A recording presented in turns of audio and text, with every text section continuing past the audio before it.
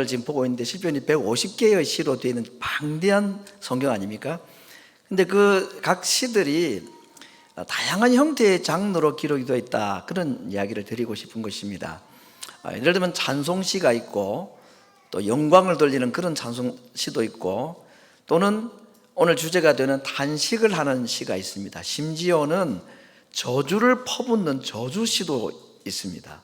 이게 어떻게 시일 수 있고 이것이 어떻게 성경일 수가 있겠나 싶은 것들도 여과 없는 건 아니고, 아무튼 막 폭탄처럼 이 성경 속에 막 들어와 있는 것을 보게 되는데, 오늘 우리가 이제 보게 되는 것은 이 단식에 대한 시입니다.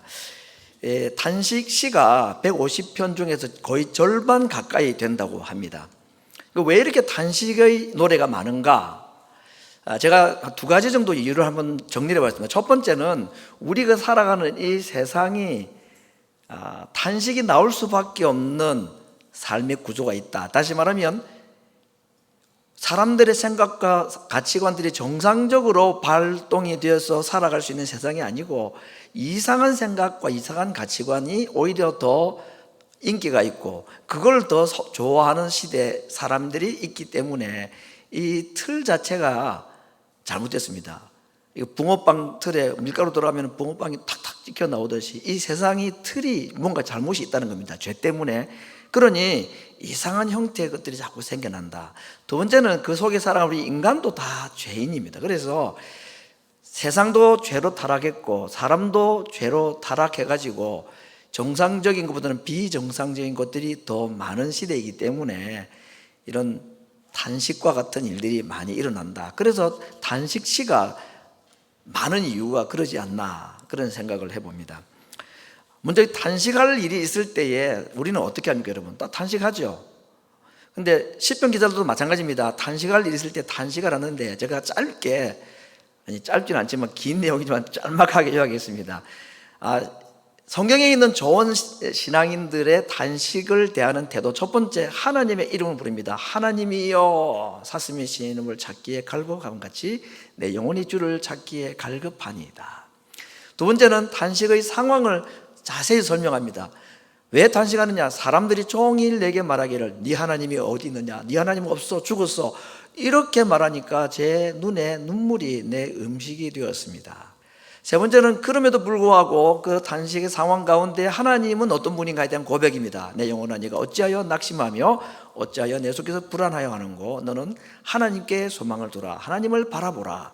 단원, 이건 간구하는 거죠. 하나님이여 나를 판단하시되 경건치 아니한 나라에 대하여 내 송사를 변호하시며 간사하고 불의한 자에게서 나를 건지소서. 이게 이제 메인이겠죠. 그 하나님께 단식하고 단원합니다. 단식은 하나님 앞에 뭔가 불만족스러운 걸 얘기하는 것인데, 단원은 뭐죠? 기도입니다. 그 단식에서 단원으로 가지 않으면 안 된다, 그 말이죠. 마지막은 항상 어떻게 끝나느냐? 서원 또는 하나님께서 행하신 일을 감사하고 찬송하는 것으로 끝이 납니다. 그가 나타나 도심으로 말미암아 내 하나님을 여전히 찬송하리로다. 여러분, 단식할 일이 있죠? 지금도 혹시 있습니까? 요 순서대로 한번 해보시기 바랍니다. 이 5가지의 단식에 대한 우리의 반응, 단식으로 시작했다가 마지막은 무엇으로 끝나죠? 찬송으로 끝납니다. 모든 단식시가 그렇습니다. 절반 가까이 되는 수많은 단식시는 이 단식으로 시작해가지고 찬송으로, 감사로 끝이 나는데, 그 중간에 뭐가 있느냐? 단원이 있습니다. 기도가 있습니다. 그러니 단식이 있는 것이 문제가 아니고 뭐가 없는 게 문제일까요? 단원이 없는 것, 기도가 없는 것이 문제입니다. 기도만 있으면 단식은 찬송으로 변하게 되어 있다. 이게 많은 단식시가 가지고 있는 공통적인 구조다라는 것을 먼저 생각을 합니다. 또 한 가지 이 단식시를 통해서 우리가 배울 수 있는 것은 뭐냐면, 단식 잘하기를 배워야 되겠다 하는 것입니다. 단식 잘하기를 배워야 된다, 그런 말 있잖아요. 부부 싸움은 안 하는 것보다 잘하는 것이 낫다. 안 하기가 어려우니까. 단식은 안 할 수가 없습니다, 여러분. 왜냐하면 나도 죄인이고 세상도 죄로 타락했기 때문에 이 세상에 사는 동안에는 원망하고 탄식할 일이 없을 수가 없다는 얘기죠. 그러니 탄식할 일이 없기를 바라기보다는 어떻게 하자? 탄식 잘 하자. 제대로 탄식하자. 그런 얘기입니다. 그게 이제 오늘 하나님 앞에 기도하는 내용들이고, 그게 시편의 단식 시들의 대표적인 예들인데, 우리가 어려운 일을 당하면 믿음 좋은 사람들이 자칫 실수하기 쉬운 게 아무 문제 없는 것인 양, 억지로 웃기도 하고, 내가 지금 속은 울고 있는데 겉으로 웃고 있는 거, 이게 경건한 것처럼 생각하는데 그러지가 않습니다, 여러분. 경건이라는 것은 아무 문제 없는 것처럼 앞가림을 잘하고 가면을 잘 쓰고 남을 잘 속이는 것이 아닙니다. 주여, 어려움이 있어도 주여, 늘 웃고 좋지요. 그런데 그게 과연 단식을 잘 다루는 것인가? 그러지가 않다 그런 겁니다. 단식할 때는 단식해야 합니다. 잘 해야 된다. 제대로 해야 된다. 이게 단식 시를 통해서 우리에게 주시는 두 번째 교훈이라고 할 수가 있습니다.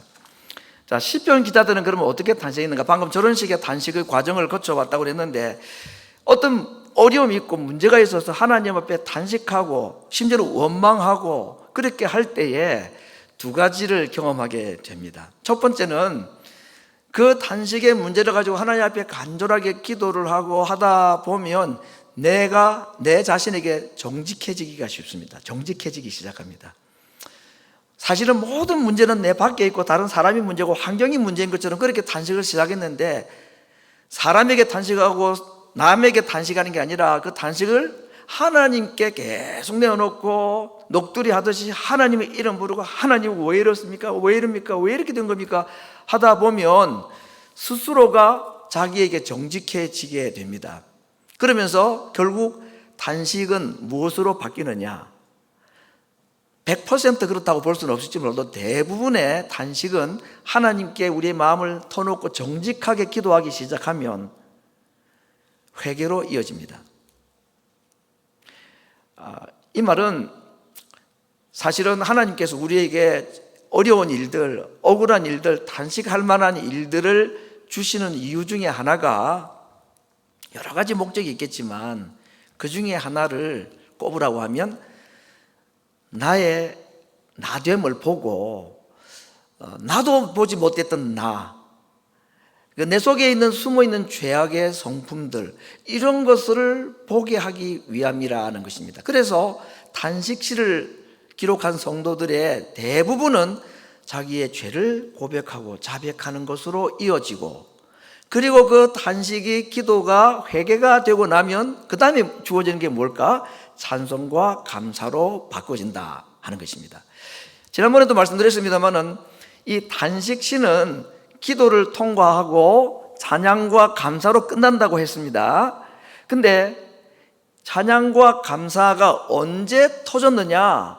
그 원망할 만한 일들이 다 사라지고 기도한 제목들이 응답이 되어서 그때 찬송과 감사를 했느냐? 아니라고 그랬습니다.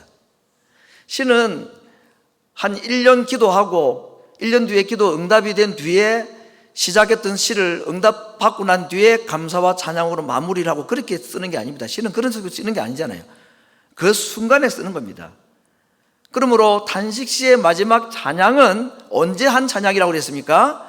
여전히 탄식하고 고통 가운데 있을 때에 쓴 찬양시입니다. 감사입니다.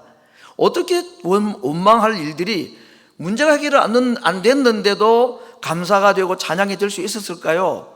그 과정에 단원이라는 것, 기도라는 것이 있었다는 것입니다. 다시 말하면 단식할 일을 가지고 하나님 앞에 나아가서 기도하게 되면 그 기도의 첫 번째 효력이 뭐냐면 하나님을 만난다는 겁니다.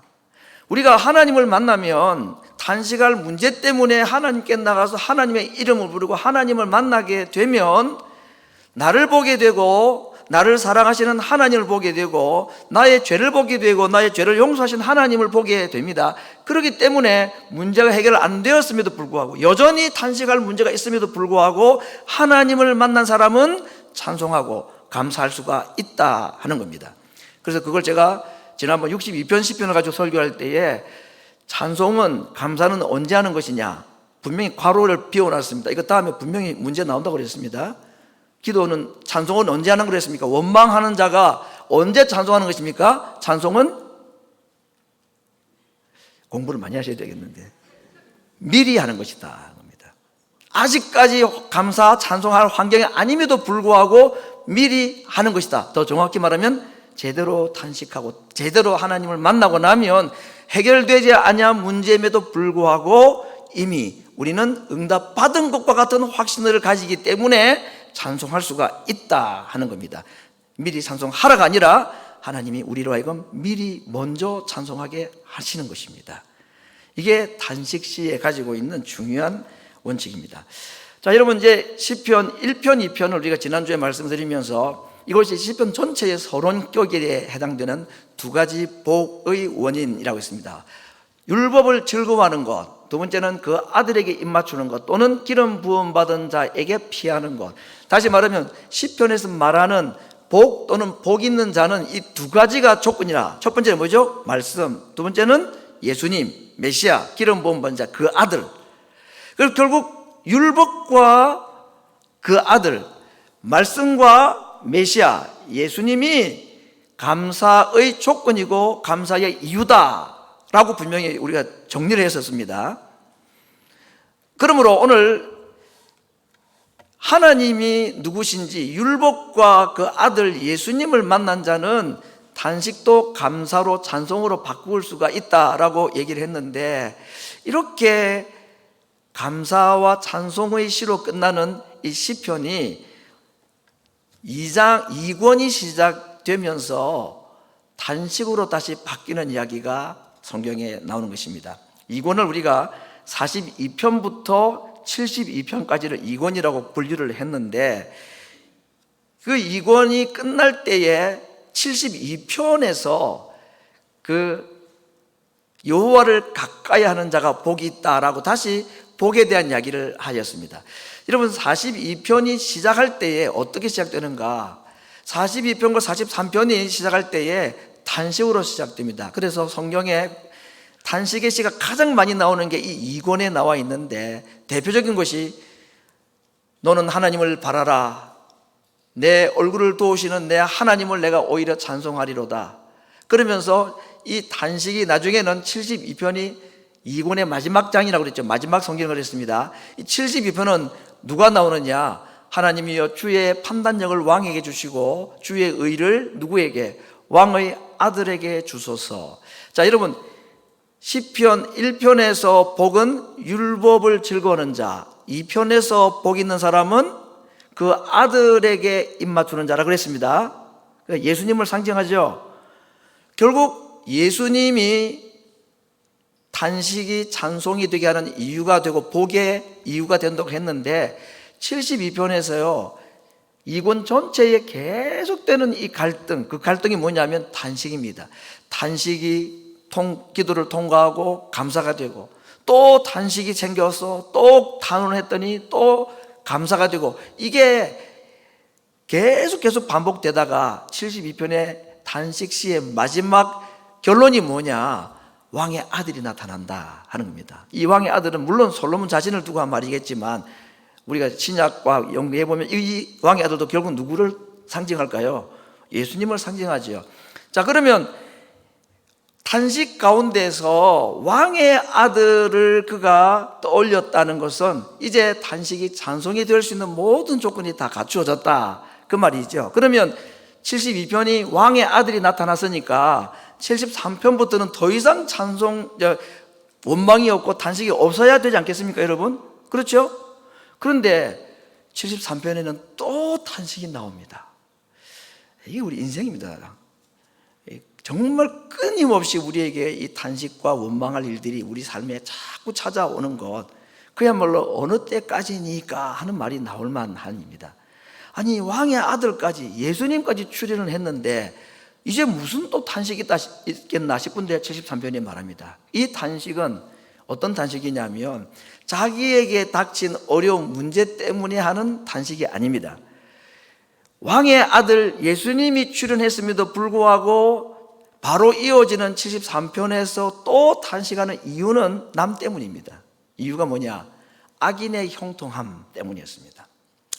내가 좀 어려움 당하고 이해할 수 없는 좀 억울한 일을 당하는 것은 예수님 만나서 기도해서 또 감사 찬송이 된다고 합시다. 근데 우리가 정말 이해할 수 없는 고통 중에 하나가 내 문제 때문이 아니라 남 잘 되는 것 때문에. 근데 그 잘 되는 사람이 내가 100% 정확하지는 않겠지만 내 생각에, 내 눈에는 저런 사람도 저렇게 복을 받아도 되나 하는 생각. 그래서 뭐라고 그러죠?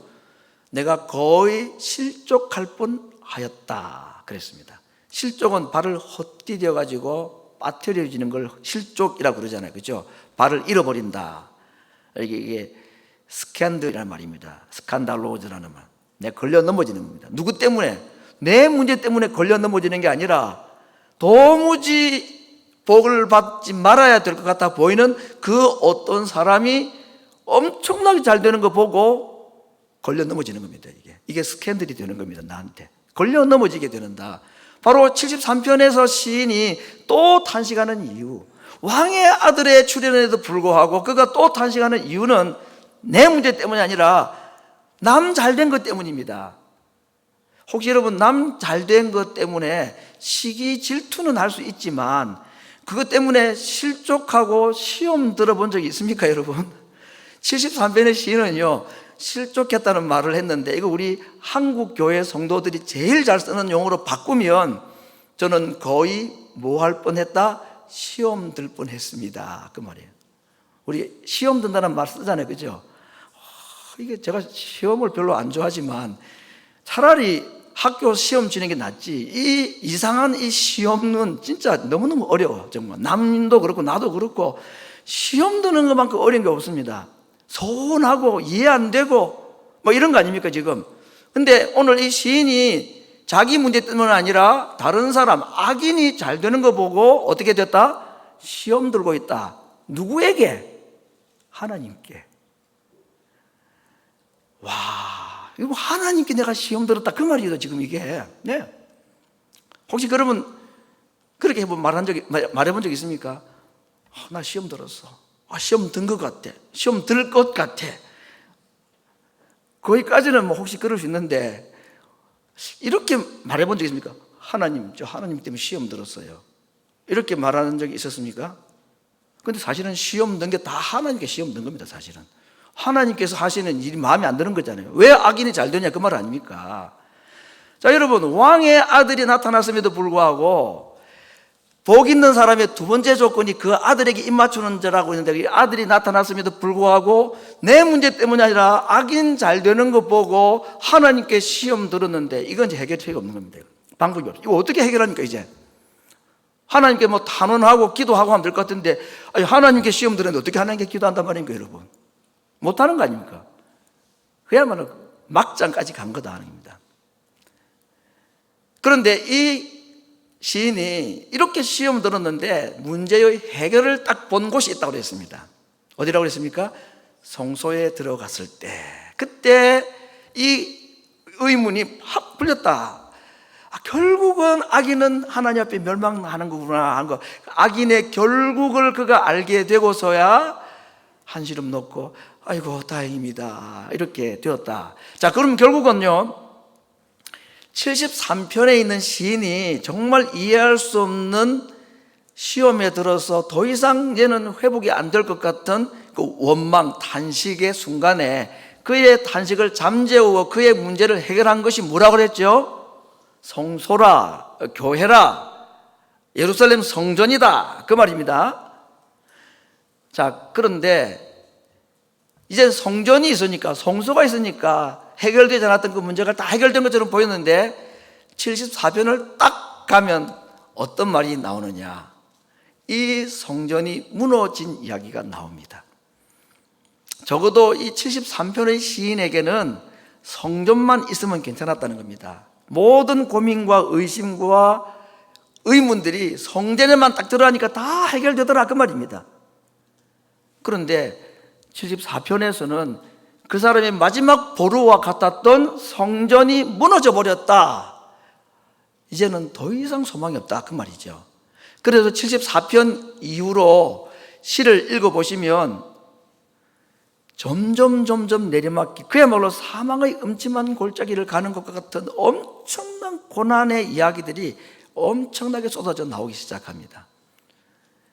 계속해서 내리막길로, 그러면서 물론 다시 하나님께 찬송하고 기도하고 또 하나님께 감사하고 이런 것이 반복이 되다가 내리막길로 가다가, 왜? 지금 마지막 보루와 같았던 성전이 무너져 버렸기 때문입니다. 88편 88편에서는 어디까지 가느냐?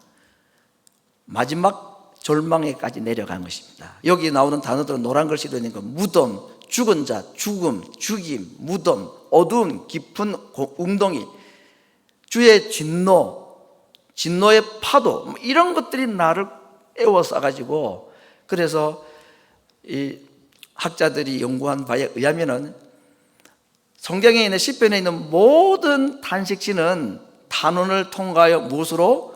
찬송과 감사로 끝나는데, 이 88편은 유일하게 감사와 찬송의 회복이 없이 끝나는, 절망과 탄식으로만 끝나는 시다라고 말하고 있습니다. 얼마나 힘들었을까요? 이 시를 쓴 사람은 더 이상 소망이 없는 거죠. 왜? 성전이 무너져 버렸다는 겁니다. 마치 예수님이 돌아가시자 엠마로 하던 제자들이 그렇게 슬픔에 빠져 있었던 것과 같은, 더 이상 소망이 없는 상태.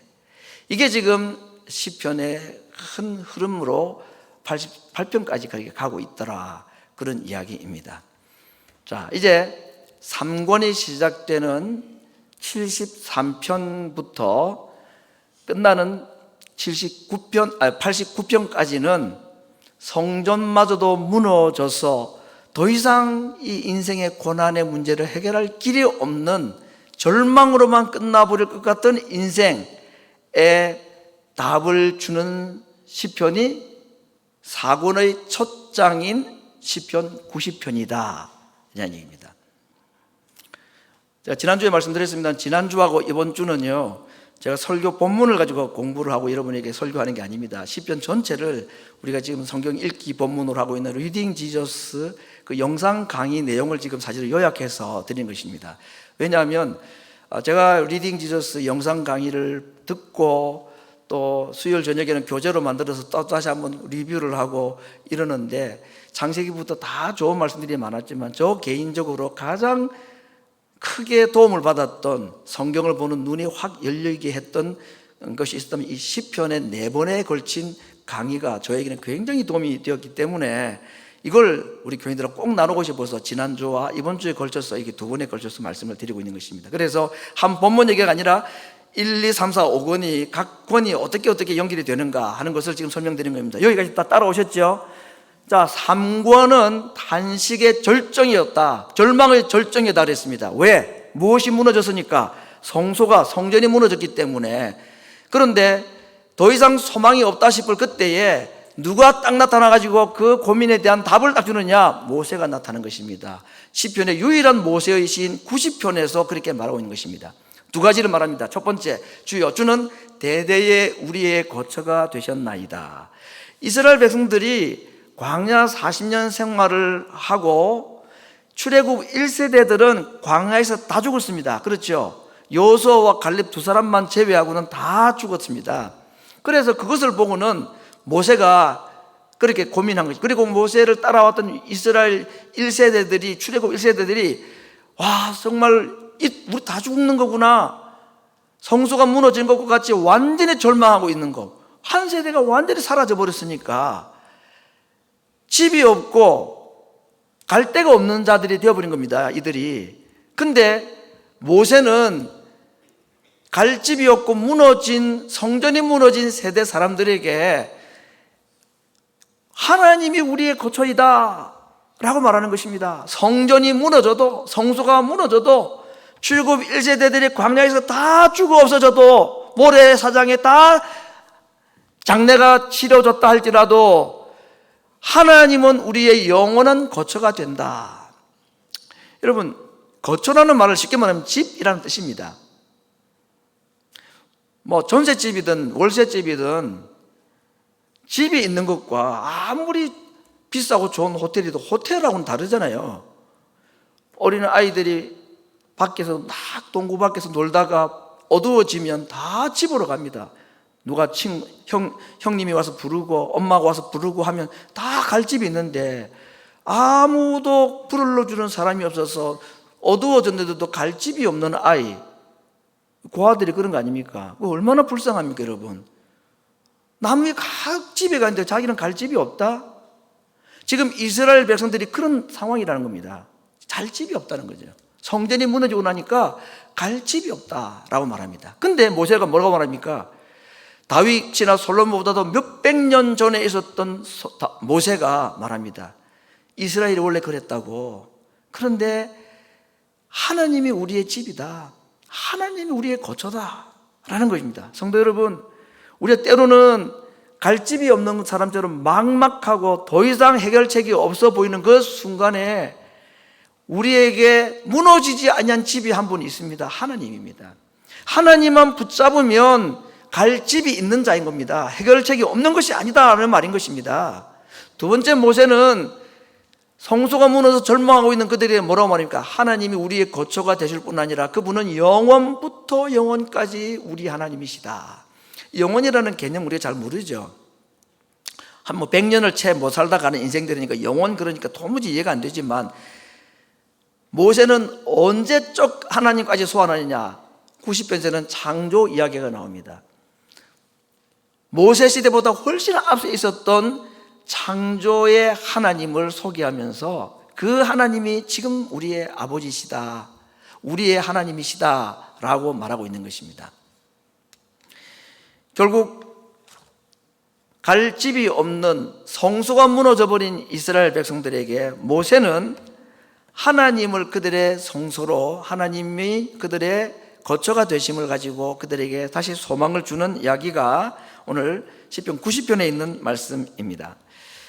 이렇게 이스라엘 백성들에게 하나님의 자리를 다시 성전으로 그들에게 자리에 잡히게 막 그 성전 자리에 하나님을 소개를 하고 난 뒤에 시편 90편은 어떤 노래로 바뀌는가? 88편의 그 탄식의 시가 이제는 소망의 시로 다시 한번 노래가 바뀌게 됩니다. 오늘 본문 9절과 13절 말씀 보겠습니다. 9절에 이런 말씀이죠. 모든 날이 주의 분노 중에 지나가며 우리의 평생이 순식간에 다하나이다. 모든 날이 주의 분노 중에 지나갔다. 출애굽 1세대들이 다 죽었다는 걸 말합니다. 이제는 성소가 무너진 것과 같이 이제는 소망이 없고 이제는 절망밖에 남지 않은, 탄식밖에 남지 않은 것처럼 보입니다. 이때 모세는 영원한 무너지지 않은 거처가 되시는 하나님, 영원부터 영원까지 살아계신 그 하나님을 보여주면서 모세의 마지막 기도가 있습니다. 13절 말씀 같이 읽습니다. 여호와여 돌아오소서, 언제까지니까 주의 종들을 불쌍히 여기소서. 이스라엘 백성들에게는 모든 건축보다도 이 성전이 제일 중요하였습니다. 근데 74편에서 성전이 무너진 것을 가지고 이제는 더 이상 소망이 없는 절망의 시로 88편에서는 죽음과 고통만 얘기를 하다가 끝이 날 때에 모세를 통해서 사라지지 않고 무너지지 아니하는 처소가 되시는 하나님을 소개를 하고 난 뒤에 그 하나님께 마지막 기도의 내용입니다. 여호와여 돌아오소서라고 기도합니다. 여러분, 개인이나 여러분 가정의 기도의 제목들 가운데 이제는 모든 것이 끝나버린 것 같고 가능성이 없어 보이는 그런 기도의 제목이나 기도의 대상들이 있을 수 있을 것입니다. 육신의 질병 때문에 그럴 수도 있고 가난 때문일 수도 있고, 부모들로서는 가장 고통스러운 기도의 제목이 있다면 자녀 때문에 구하는 기도가 가장 간절하고 가장 힘들겠죠. 그래서 성소가 무너진 사람의 절망과 같은 것이 이 땅에 있는 우리들에게도 있는 것입니다. 무엇 때문에 성전 무너진 이스라엘 백성들과 같은 그런 고통이, 절망이 더 이상 소망이 없는 탄식으로만 끝나버린, 웬만하면 탄식이 기도를 통과하면 찬송이 된다고 했는데 이 문제만큼은 더 이상 내게 감사와 찬송이 될 것 같아 보이지 않는 시편 88편으로만 끝날 것 같은 절망과 탄식으로만 끝날 만한 그런 문제들이 우리에게 있을 수가 있습니다. 그때 우리가 바라봐야 될 것이 뭐냐면 무너지지 않는 처소이신 하나님인 것입니다. 그리고 1세대들이 광야에 다 죽고 없어졌지만 모세가 자기 눈앞에서 수많은 이스라엘 출애굽 첫 세대들이 다 죽어가는 장면을 보고 고통하며 절망하였지만 그 모세가 하나님께 했던 이 기도문이 우리에게 남아있는 기도의 이유가 된다는 겁니다. 여호와여 돌아오소서. 누군가가 하나님께 돌아가기를 위하는 기도도 좋은 기도이지만 더 이상 그 기도도 소용이 없을 것 같을 때에, 아무리 기도해도 이 일이 이루어질 것 같지 않을 때에, 특별히 하나님을 떠난 인생들, 우리 가족들 가운데서 예수님 믿지 아니하는 사람들, 믿다가 낙심한 사람들, 그들을 볼 때에 정말 성소가 무너져서 더 이상 소망이 없어 보이는 것 같은 그런 고통이 우리에게 있을 때에 모세의 기도가 우리에게 아직도 유효하다 하는 겁니다. 하나님이 돌아와 주옵소서라는 기도인 것입니다. 이것이 오늘 절망 가운데 우리가 할 마지막 기도의 대상, 기도의 제목이 된다라고 오늘 모세를 통해서 우리에게 말씀해 주고 있습니다. 지금 이사야서를 읽고 있을 텐데 시편은 참 아름다운 이야기들이 많이 있는 성경입니다.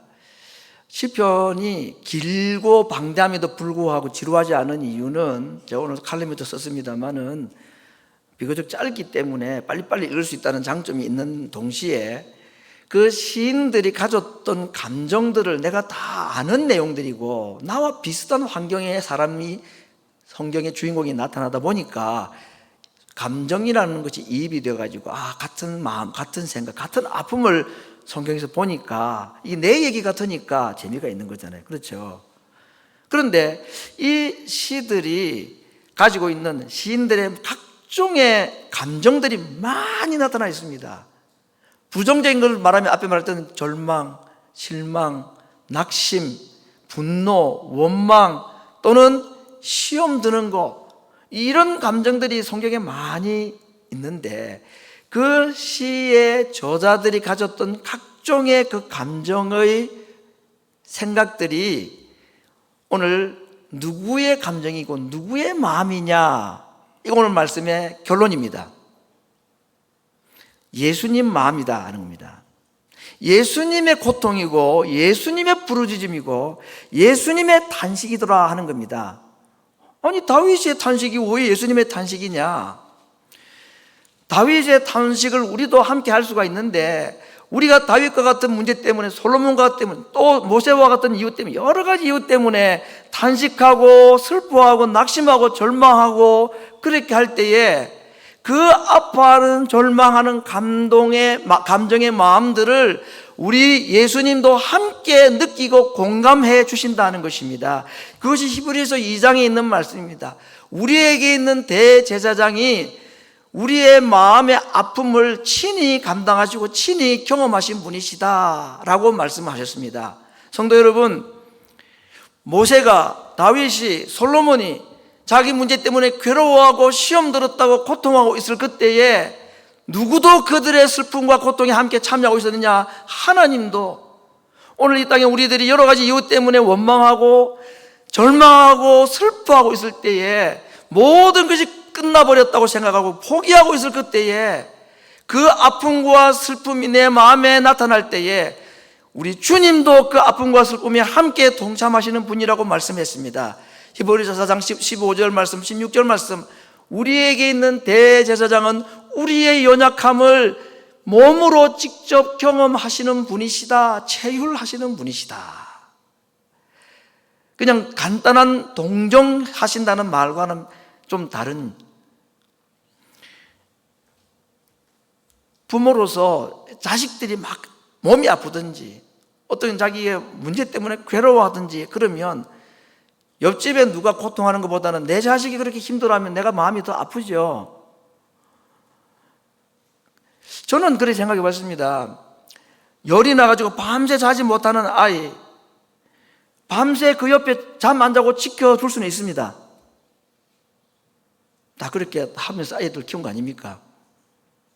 그런데 몸이 아픈 게 아니라 마음이 아픈 아이들이 있잖아요. 너무너무 힘들어하고 어떤 이유 때문에 괴로워하고. 근데 그 마음의 아픔에는 그것 때문에 나도 속상하긴 하지만 그 아이의 마음 아픔을 부모인 내가 다 경험 못합니다. 잘 몰라요, 우리가. 그런데 우리 주님은 부모인 내가 자식이 가지고 있는 아픔과 고통을 다 이해를 못하는 그 순간에 우리 주님은 다 아신다 그랬습니다. 우리와 똑같은 육체를 가지고 계시기 때문에 우리가 가지고 있는 이 아픔을 주님은 다 아시고, 그래서 어떻게 하실까요? 하나님 아버지 앞에 대신 기도해 주신 분입니다. 밤낮 쉬지 않고 말할 수 없는 탄식으로, 내가 나를 위해서 기도할 수도 없고 지쳐서 기도할 힘도 없고 나도 기도하기를 포기해버린 그 순간에도 딱 한 분 끝까지 기도하는 분이 계십니다. 주님은 기도하신다고 했습니다. 우리 예수님 이 땅에서 고통당하시고 죽으시고 부활하셨으니 하늘나라의 안식에 들어가신 분 아닙니까? 천사들의 환영과 호의를 받으면서 영광 누리시며 사시기에 합당하신 분이신데, 그 예수님이 아직까지도 중단하지 않고 계속하는 일이 하나 있다고 했습니다. 범죄자를 위하여 기도하는 일, 우리를 위하여 기도하는 일은 지금도 쉬지 않고 하신다고 말씀했습니다. 이것이 시편 74편의 성전 무너짐으로 인하여 당하는 고통자, 88편의 소망은 하나도 없고 죽음과 절망으로만 가득 차 있는 시를 지을 수밖에 없는 우리들이 소망을 가져야 될 이유입니다. 땅의 성전도 아니고 땅의 사람도 아니고 한때 열심히 믿었던 나에게도 그 소망이 있는 것이 아니고 죽으시고 부활하셔서 하늘나라에서도 쉬지 않고 오늘도 우리를 위해 기도하시는 그 예수님, 우리의 영원한 성전이 되시고 완전한 소망이 되시는 그 예수님이 우리가 고통 가운데서 찬란한 소망의 노래를 노래해야 될 이유이고 그렇게 하게 해주실 유일한 분이시라는 것입니다. 성도 여러분, 오늘 아침에 하나님 앞에 우리의 삶을 한번 돌아보기를 원합니다.